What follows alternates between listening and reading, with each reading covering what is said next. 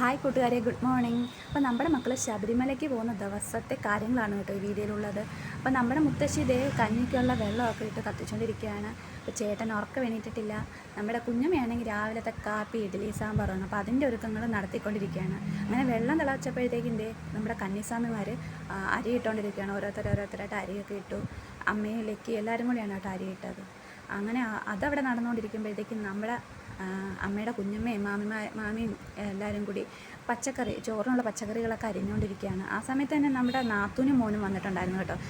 അപ്പോൾ മോനും പോകുന്നുണ്ട് ശബരിമലയ്ക്ക്, അവനും കന്നിക്കെട്ടാണ്. അപ്പോൾ ചേച്ചി വന്നു കഴിഞ്ഞപ്പോഴത്തേക്കും ഞാൻ ചേച്ചിയുമായിട്ട് ഹോസ്പിറ്റലിലോട്ട് വന്നതാണ്. കാരണം നമ്മുടെ ലക്കിക്കും അമ്മയ്ക്കും ചെറിയ പനിയും ചുമയൊക്കെ ഉണ്ടായിരുന്നു. അപ്പം കുറവില്ല, അതുകൊണ്ട് ആവി പിടിക്കാനായിട്ട് വീണ്ടും ഹോസ്പിറ്റലിലേക്ക് വന്നതാണ്. എനിക്ക് നല്ല ടെൻഷനുണ്ട്. കാരണം ഈ പനിയുമായിട്ട് പോയാൽ എങ്ങനെ ആയിരിക്കും, എന്താവും എന്നുള്ള ടെൻഷനുണ്ട്. എന്തായാലും അയ്യപ്പനെ വിളിച്ച് പോയിട്ട് വരാം. അപ്പോൾ വീട്ടിൽ വന്നപ്പോൾ നെയ്ത്തേങ്ങ ഒക്കെയുള്ള തേങ്ങ ഒരുക്കിക്കൊണ്ടിരിക്കുകയാണ്. അപ്പോഴത്തേക്കും ഇവിടെ കഞ്ഞി വെന്തിറക്കിയിട്ടുണ്ടായിരുന്നു. അങ്ങനെ അപ്പച്ചിയും ബീനാമ്മയും എല്ലാവരും കൂടി എന്നോട് പറയാം, നീ വീഡിയോ എടുക്കുമല്ലേ, വന്ന് നോക്കിക്കോ, കഞ്ഞി വെന്തിട്ടുണ്ട്. അങ്ങനെ ഇളക്കി എന്നെ കാണിക്കും. അപ്പം എന്തായാലും നീ കപ്പയും കൂടി കണ്ടിട്ട് പോയാൽ മതി, കപ്പ വെന്തിട്ടില്ല, കപ്പ കണ്ടിട്ട് പോയാൽ മതി എന്ന് പറഞ്ഞു. അങ്ങനെ കപ്പയൊക്കെ എന്നെ വിളിച്ച് കാണിക്കുക അപ്പോൾ ഞാൻ വീഡിയോ എടുക്കുന്നതിന് അവരെന്നെ കളിയാക്കിക്കൊണ്ടിരിക്കുകയാണ് കേട്ടോ. എന്തായാലും നീ വീഡിയോ എടുക്കുമ്പോഴത്തേക്ക് ഞങ്ങളെ ഫോണിലൊക്കെ കാണാമല്ലോ എന്നൊക്കെ പറഞ്ഞ് അവരെന്നെ കളിയാക്കിക്കൊണ്ടിരിക്കുകയാണ്. അങ്ങനെ കപ്പയും കഞ്ഞിയൊക്കെ വെന്തത്, ഒരു സൈഡിൽ ചോറും വേകുന്നുണ്ട്. അങ്ങനെ അതൊക്കെ കഴിഞ്ഞപ്പോഴത്തേക്കും കഞ്ഞിയും കപ്പയും വെന്ത് കഴിഞ്ഞപ്പോഴത്തേക്കും നമ്മൾ അടുത്തുള്ളവരെയൊക്കെ കഞ്ഞി വാങ്ങിക്കാൻ വിളിച്ചിട്ടുണ്ടായിരുന്നു. അങ്ങനെ അവർ വന്നു കഴിഞ്ഞപ്പം അവർക്ക് കഞ്ഞിയും കപ്പയൊക്കെ കൊടുക്കുവാണ് നമ്മുടെ കന്നിസ്വാമിമാർ. ആ സമയത്ത് അവിടെ നമ്മുടെ അയലത്തുള്ളവരൊക്കെ നമ്മൾ വഴക്ക് പറയുന്നുണ്ടായിരുന്നു. എന്തുപോയി കഞ്ഞി കൊടുക്കുന്നതൊക്കെ വീഡിയോ എടുക്കുവാണോ, എന്തുപോയി കാണിക്കുന്നതെന്നൊക്കെ പറഞ്ഞവർ നമ്മളൊരുമാതിരി വഴക്കൊക്കെ പറയുന്നുണ്ടായിരുന്നു. അങ്ങനെയാണല്ലോ, വീഡിയോ എടുക്കുമ്പോൾ ഓരോരുത്തർ വഴക്ക് പറയും, സ്വാഭാവികമല്ലേ. അങ്ങനെ കഞ്ഞിയൊക്കെ വെന്തു, കഞ്ഞിയൊക്കെ കുടിച്ചു. വൈകുന്നേരം 7:30 ആയപ്പോഴത്തേക്കും നമ്മുടെ കെട്ടുമുറുക്കിൻ്റെ ഒരുക്കങ്ങൾ തുടങ്ങി കേട്ടോ. അച്ഛനാണ് കെട്ടുമുറുക്കിൻ്റെ കാര്യങ്ങളൊക്കെ ചെയ്യുന്നത്. അങ്ങനെ എല്ലാ ഒരുക്കങ്ങളും ചെയ്തു. അമ്മയും ഓരോരുത്തരായിട്ട് നെയ്ത്തേങ്ങ നിറച്ചുകൊണ്ടിരിക്കുകയാണ്. അമ്മയത്തും അങ്ങനെ എല്ലാവരും നെയ്ത്തേങ്ങ നിറച്ചുകൊണ്ടിരിക്കുകയാണ്. അപ്പം നമ്മുടെ കുഞ്ഞാറ്റയ്ക്ക് ശബരിമല പോകാൻ പറ്റത്തില്ല, അതുകൊണ്ട് അവളൊരു പള്ളിക്കെട്ട് അവരുടെ കയ്യിൽ കൊടുത്തയക്കുന്നുണ്ട്. അപ്പോൾ അങ്ങനെ കുഞ്ഞാറ്റയും ബാക്കിയുള്ളവരും കെട്ട് നിറച്ചുകൊണ്ടിരിക്കുകയാണ്. അങ്ങനെ ആ കെട്ടൊക്കെ നിറച്ചു, ഓരോരുത്തരായിട്ട് കെട്ടൊക്കെ നിറച്ചു. അത് കഴിഞ്ഞ് ദക്ഷിണ കൊടുപ്പാണ് കേട്ടോ.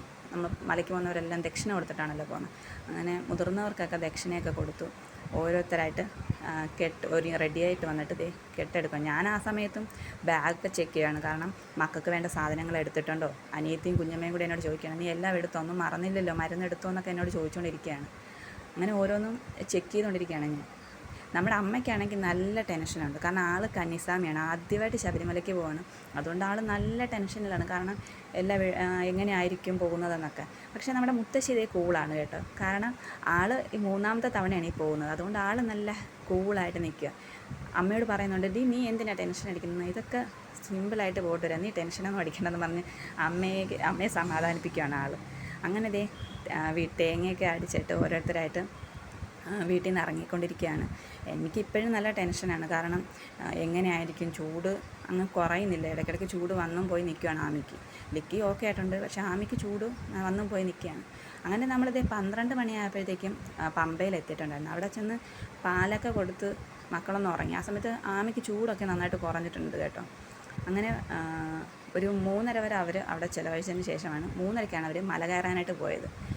അങ്ങനെ അവിടെ ചെന്നപ്പോഴത്തേക്കും 7:30-ക്ക് ചോറൂണിൻ്റെ സമയമെന്ന് പറഞ്ഞു. അതുകൊണ്ട് അവർ പാല് കൊടുത്തു കഴിഞ്ഞിട്ട് കുറേ നേരം അവിടെ വെയിറ്റ് ചെയ്തു കേട്ടോ. മക്കൾക്ക് ഉള്ള പാലൊക്കെ കൊടുത്തു വെയിറ്റ് ചെയ്തിട്ട് 7:30 ആയപ്പോഴാണ് ചോറൂണിനുള്ള കാര്യങ്ങൾ തുടങ്ങിയത് കേട്ടോ.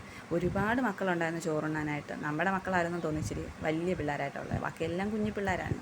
അങ്ങനെ ചോറൂണൊക്കെ കഴിഞ്ഞ് അവർ തിരിച്ചിറങ്ങി. പക്ഷേ എന്നെ അത്ഭുതപ്പെടുത്തിയ കാര്യം എന്ന് പറഞ്ഞാൽ, നല്ല ചൂടോടെ വന്ന ഒരാൾ ആമിക്കുട്ടി പമ്പയിൽ ചെന്ന് ശബരിമലയിൽ പോയിട്ട് തിരിച്ച് വരുന്നത് വരെയും ആൾക്കൊരു കുഴപ്പമില്ല. തിരിച്ച് എൻ്റെ അടുത്ത് വരുമ്പോഴും ആമിക്കുട്ടിക്ക് ചൂടുമില്ല, ചുമയുമില്ല, ആൾ ഓക്കെയാണ്.